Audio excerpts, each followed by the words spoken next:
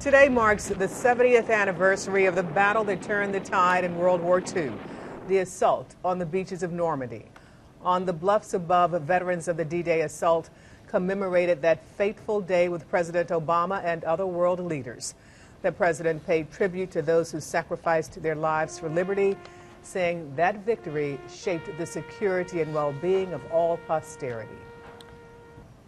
And a crowd here in Hendersonville honored the memory of soldiers who died during the largest amphibious invasion in history. News 13's Cheryl Barber joins us live at the historic courthouse. Cheryl, World War II veterans also attended. They came to honor the memory of the troops who stood up to the Germans and began the liberation of Europe. They had their own stories about the part they played in the Allied victory. We were waiting until we got the order, and then we line up the sweeps.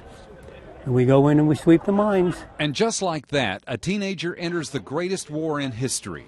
Motor machinist mate Fred Young remembers the day 7 decades ago he was aboard a Navy minesweeper in the Mediterranean. Well, we were just hoping we didn't hit a mine because we had minesweepers following us, and, you know, ship goes down, then we try to rescue the people, and we're just hoping we could get in and get out. Fred Young and the Honor Guard were part of the Remembrance service in Hendersonville. And we pray for the families they left behind, the ones who had to continue living without their loved one.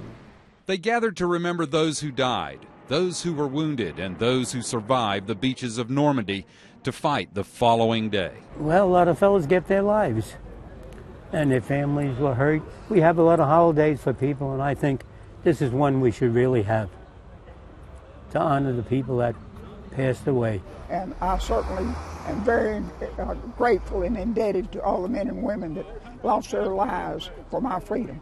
Pooch Pace remembers seeing newsreel films in movie theaters of the invasion as a teenager. He later became part of the Army Occupation Force of Japan. He knew then of the importance of the Allied invasion of Europe and what it meant to him and his country's future. And it was something that we could not believe.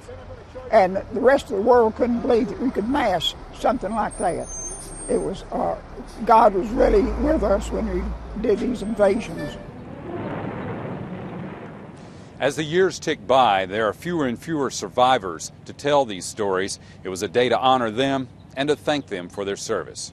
Reporting live in Hendersonville, I'm Cheryl Barber, News 13.